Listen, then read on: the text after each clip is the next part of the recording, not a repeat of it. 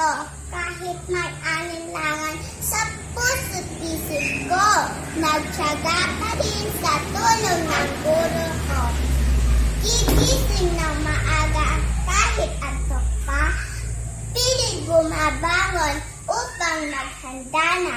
Maligot kakain, ngipin sisipilyuhin. Uniforme isusuot, paaralan tutunguhin. Lahat ng sakripisyo aming tiniis dahil sa magulang na nagpapakasakit. Sasama sa paaralan upang bantayan, hangad mapabuti aming kinabukasan. Kaya po na yon sa aming pagtatapos, puno ng kagalakan ang pusong lubos.